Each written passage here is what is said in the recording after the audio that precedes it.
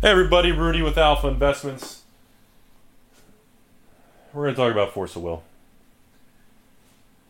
This is the last Force of Will video for this channel. And I want to tell everybody what I think is going on with Force of Will and what I think is going to happen moving forward. And half of you won't even give a shit about Force of Will anyway because you don't like it. You're Magic people.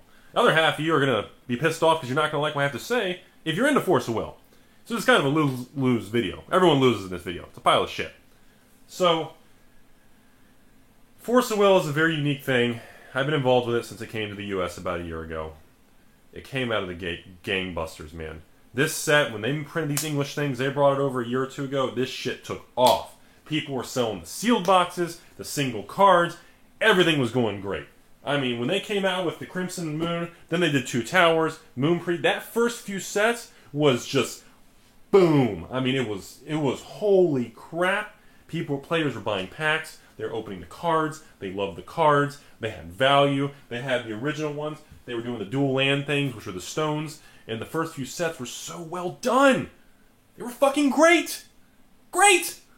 And then, what the hell happened? What the hell happened? How did we go from this to this? Like, and I'm going to walk you through this. A lot of, this is the last video. And even if you don't like Force of Will, I really hope you watch this 20-minute video and understand what I'm pointing out. Because this is a very fascinating thing that I think, hopefully, people will find interesting. Let's start at the beginning. Force of Will comes to the US. They print English cards. First set, Crimson Moon and Two Towers. These sets came out. First thing that blew people's minds, they did the dual lands, which were the stones. They had dual stones. And then they inserted chase cards. There were dual chase card full art. They made full art versions, true full art versions. And they were very, very popular. People loved them. It gave a chase thing, excitement, added value to the product. The secondary market was very strong. The whole product was a success. Second set comes out. Then they put the infamous Booty Cat. It has the Cheshire Cat in Two Towers, plus a great set. And more dual stones, creative cards. It was all part of the Alice cluster, I think it was. It was a really impressive card game. It took off. I mean, that shit hit the ground, gained traction, and just zipped out the door. It was very well done. It was great. And then the third set came out. Moon Priestess Returns. They took the Cheshire Cat, and they gave her the Booty Cat. They took her pants off. So now you had these great cards from the second set, and then they literally kind of took her pants off. Everybody loved it. And these things, I had like 8 of these from how many things. I sold 6 of them, I kept 2. These were selling for like 180 a piece. I don't know what they are now, 50 bucks. The game is just... So, on top of that, they did other really creative things. You'll notice I'm focusing on the creative, unique things they did. Then, they took the little red stones, and they did blue versions of the stones. They did purple versions. They did yellow versions. And they even had a rare green one that was selling for 300 bucks, which I think is tanked to like nothing now. But they did very creative, very impressive things. It really put them on the map. It was very well done. And then, Millennia of Ages came out.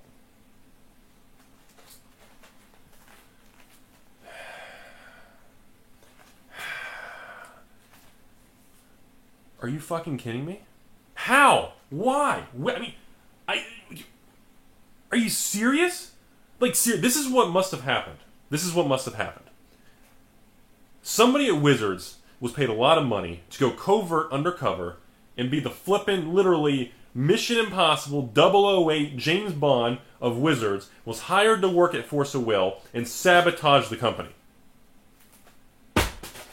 Only thing I can think of. Because, seriously, there is no other realistic, logical, effing explanation for a pile of heaping dog shit that set was. That set buried the hatchet in so many stores, distributors, local game store. It hammered them. It hammered them. You already know. So, I got these 2 boxes on eBay. Look at this. The store I bought them from, it says $120. It says on beta. How do I know? Anyways, I'm just kidding. I bought these on eBay for 30 bucks a pop. And I had it in my mail time video a while ago, so you guys saw it. So I saved it for this video. The set was designed so poorly, it had to be intentional. They took out all the creativity that made Force of Will amazing. Full art, special stones, different art, you know, insert cards, creative variants. I mean, it's like they were like, well, we're too successful here. Get Bill in here. Bill here, what's up? Well, Bob, we're doing too well. We gotta fuck shit up. It's like they purposely wanted to go to Hosetown. Like they're driving the Ferrari, they pulled over and said, excuse me, I'm not which way to Hosetown? Would you just take the car? And Chuck Norris opened the door to the bus and they got on. They purposely, it had to be intentional. It was so bad. It was so bad. Like, fuck. Jeez. I was selling these cards in singles on eBay. 60% of the single sales are on eBay. And there would be 5 to 10 large stores competing with me, undercutting all kinds of aggressive, healthy market conditions. And now, we fast forward another year later, me and maybe 1 or 2 other large stores in the entire country on eBay compete to sell new singles at Force of Will. I'm like, what the... And I feel like it was all intentional. It's so ridiculous, it has to be intentional. So, ever since Millennia of Ages came out, Force of Will, the trading card game, never fully recovered, in my opinion. And everything I'm talking about, by the way, is from a store owner, distributor, corporate, higher level. I'm not talking about you all enjoying the game, still playing, you like the cards. That's fine. I'm not talking about that. I'm talking about strictly financial stability, growth, profitability, and the ability to push through to stand the test of time into many years and many sets and many blocks. That's all this video is about. Or lack of. And, you know, let's fast forward now. They've got these new sets, and the best thing I can tell you is honestly, the boxes are great quality. That's probably the best thing I can tell you about the damn thing. The boxes are pretty. Too bad doesn't mean anything, but the boxes are pretty. And I don't know what the fuck's going on with them. Distributor calls me up. Ring, ring! Yeah, they don't even deserve a fun phone. It's just my hand. And he goes, hey, Rudy, I got all the Force of Will sets on sale for like $50 a box. Really? Except the original 2 sets, of course. Oh my god, 50 a box? Wait a minute. Why are all the sets being so deeply discounted? Well, we've got like 1,000, 2,000 boxes of everything. What's going on? Well, the shit's not selling. Distributors are having problems. Stores are having problems. I said, dude, seriously, what's happening, man? I'm pretty close with this guy, and he said, I'll be honest with you, out of my 110 stores, 70-80% of the stores already discontinued Force of Will in the Southeast. And I said, oh, alright. And he just said, it's not looking good at this level, at the higher up levels. And I said, well, I'm not really surprised. I can't even buy Force of Will boxes anymore and open them and turn a profit because I'm an evil guy like that. And unfortunately, my complaint is, and I'm not saying Force of Will, the corporation in Japan, needs to hire financial people and change everything. But they need to adjust. They're going through what Magic and Wizards went through when they released Fallen Empires, Homelands, and Chronicles. They're drifting lower. They're having problems, and they're losing player base. People are angry. The cards are devaluing to nothing. Even 4 for $1 cards are rares at nothing selling because there's no demand for the products. When you run into an era where demand for your product is reducing and this kind of thing's happening, that's the falling knife scenario. You guys remember the falling knife. And they need to do something about it. And if they don't, they won't be around in 20 years. I don't know. I think Force of Will is a great game. It's fun. It has a ton of potential. But the reality of the situation, I don't think they're going to make it. And remember, this video is not focused on you all players and people enjoying it. I just want people to be aware of what is actually going on behind the scenes at the higher up on the scale. And it doesn't look good. I think they're going to keep making sets, and they're going to be around for a while. But it's very unhealthy, it's weakening, and I highly, highly caution putting any money into it.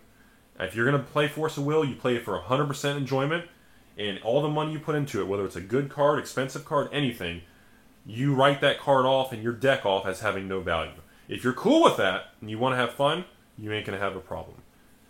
But it really doesn't look good, and I think they're going to continue to have a lot more problems, and I think it's going to continue to drift lower unless they make a fundamental corporate change. And that brings me to my next point. With the lack of creativity, they're doing stupid shit. They're doing things like these points. They're putting point cards in every pack. I have like 2,000 flipping points. I sell them. People buy them from me every day almost. Because now they're finally doing redemptions in some app on the Android and Apple, iPhone, whatever market. And, you know, they don't get it. They don't get it. That's not the problem. Because, again, ever since they went to the Millennia Ages and moving forward, they changed the print run structure. They changed their printing massive amounts. They're overprinting. They're taking away creativity. And the way they're printing the sets is just stupid. It's embarrassingly pathetic. They're doing triple variants. Look at this. They're taking... You've got a regular rare. You've got a foil version of the same rare. Then you have a full art foil version of the same rare. 3 versions of the same card.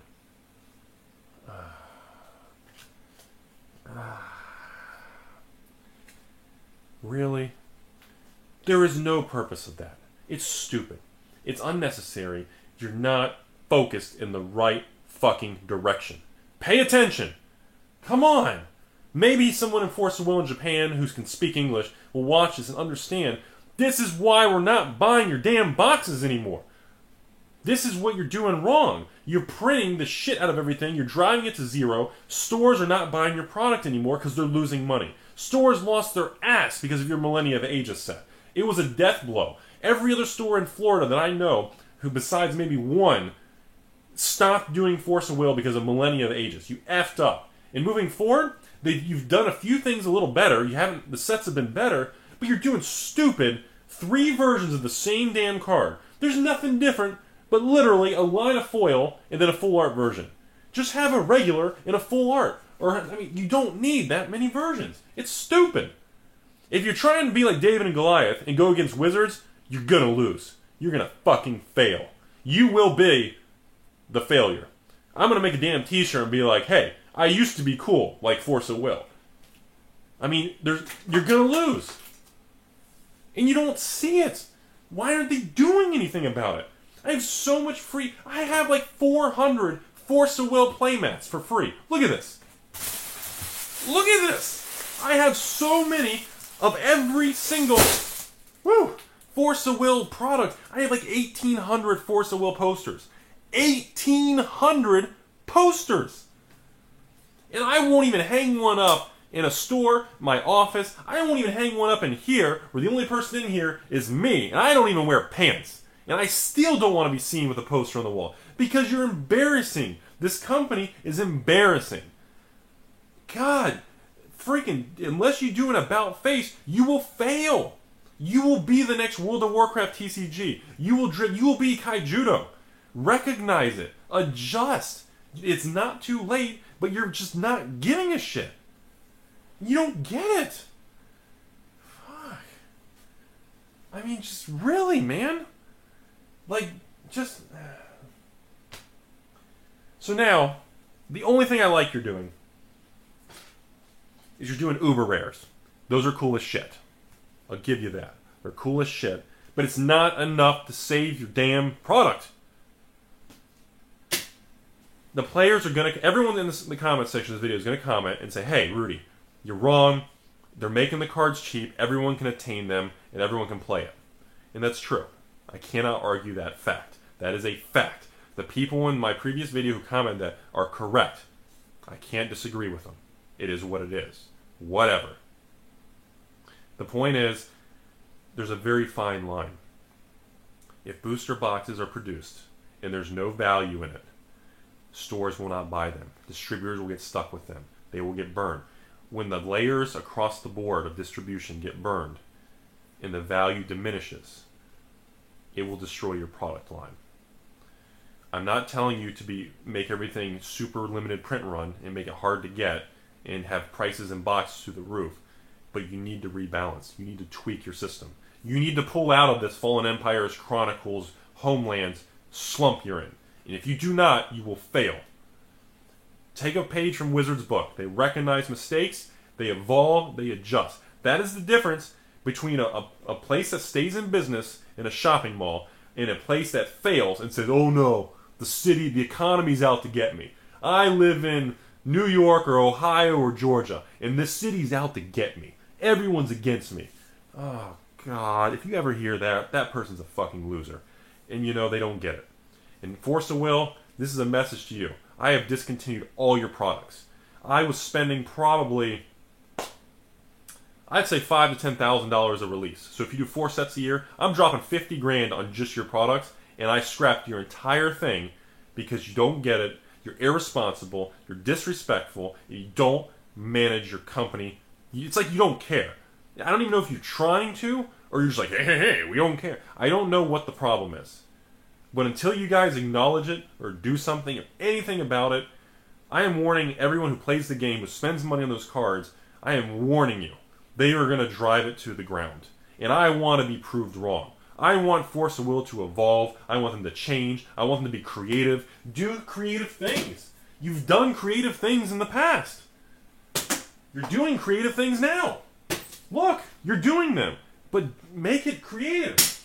What is this? Why are you mailing out paper things? What is this? What are these paper things? This is stupid. Your app is a joke. The way you do these points, you're screwing people over. And most people don't even understand the way you're applying these points to your little cell phone app. And you're doing that as smoke and mirrors. And it's inappropriate because these people will never get rewarded those cards from these points. And because the way your wording is, it's not right. Pisses me off. So stupid playmats. Don't even deserve to be on the floor. Should be under the floor. That's all I have to say. This is Rudy with Alpha Investments. I have discontinued all Force of Will products. The company is irresponsible. I love the Force of Will cards. I love the artwork. And I really, really love the first few sets and the way they started. But their overprinting, lack of concern for an individual kid, player, or adult's collection, and people who buy and spend $1,000 on a deck, which is now worth $5, a 99% loss is not appropriate. Yes, your deck will depreciate, which is fine. But to wipe things out to what I like to call a no value, or what we called when you had an asset in your bank account, or your brokerage firm, if you had a stock that went to zero, it'd be called a worthless security. And you actually had to fill out special paperwork to have it removed. Well, I warn everybody that there's a risk of your cards and your collecting, if you're spending a lot of money in Force of Will, it could become a worthless thing. And I don't want it to become that. And I don't think it should become that. But they're not doing anything. And I don't know what the deal is if they're trying to go against Wizard and they're playing David and Goliath. But guess what? They're going to lose. It's not going to be a happy ending story for Force of Will. I think they're going to keep printing sets for the nearable future. But they need to straighten up and they need to focus. And they need to monitor the print runs. They need to stop doing 10 versions of the same damn card. You need to be creative about it. You need to balance your game, pay attention to power creep, and you need to really kind of make sure it's a healthy environment financially, enjoyment, balanced tournaments, and card play, of which I think you're failing on almost every front. This is Rudy with Alpha Investments. Tell me what everyone thinks. And this is the last video of Force of Will on this channel. I wanted to do it. Half of y'all probably won't sit through this because you don't care about Force of Will, and you're like, good riddance, who the hell cares? But I wanted to share it all. And this is what's going on. I've discontinued all their product line. And apparently I'm not alone. And I wanted to spread that out there. I don't know how many people know that's going on. And you guys have a great day. Yeah, I'm still here. Have a great day.